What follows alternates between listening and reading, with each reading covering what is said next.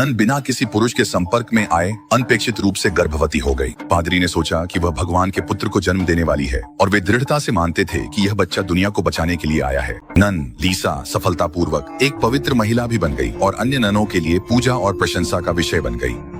लेकिन कुछ भयानक होने वाला था। जब लीसा नहा रही थी तभी अचानक किसी ने उसे मारने की कोशिश की, क्योंकि उस व्यक्ति का मानना था कि लीसा के पेट में जो बच्चा है वह उसका होना चाहिए था। इसी समय पादरी लोगों को लेकर लीसा को बचाने आए और उसे अल्ट्रासाउंड जांच के लिए ले गए।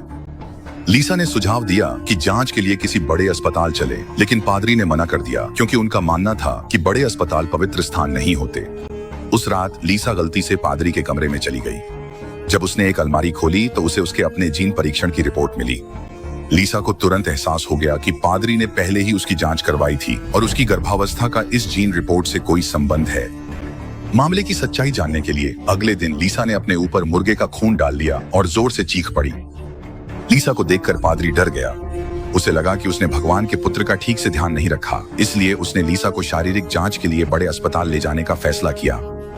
इसी समय लीसा की नौकरानी को बिस्तर के नीचे एक मुर्गा मिला और उसने तुरंत पादरी को इसकी जानकारी दी। फोन कॉल मिलने के बाद पादरी समझ गया कि लीसा उन्हें धोखा दे रही थी।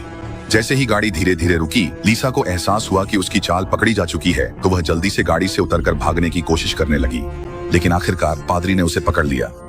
पादरी ने कहा कि वह पहले जीव विज्ञानी था। बाद में उन्होंने यीशु का खून खोजा और पादरी ने वास्तव में उस खून से जीन निकाले और एक पवित्र भ्रूण विकसित करना चाहा।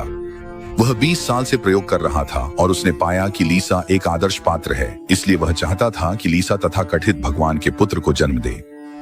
लीसा बहुत डर गई थी। उसे पता था कि उसके पेट में पल रहा बच्चा शायद एक राक्षस ही हो, क्योंकि उसकी उंगलियों के नाखून पहले ही गिरने लगे थे। लीसा रात में प्रयोगशाला गई और वहां आग लगा दी। पादरी बहुत गुस्से में था। वह चाहता था कि लीसा तुरंत बच्चे को जन्म दे ताकि उसका महान सपना पूरा हो सके। एक नाजुक क्षण में लीसा ने पास में पड़ा एक कील उठाया और पादरी की जान ले ली। आखिरकार लीसा तहखाने से भाग निकली और बच्चे को जन्म दिया, और वह बच्चा सचमुच एक राक्षस था। अंत में उसने एक पत्थर उठाया और उस राक्षस का पूरी तरह से अंत कर दिया।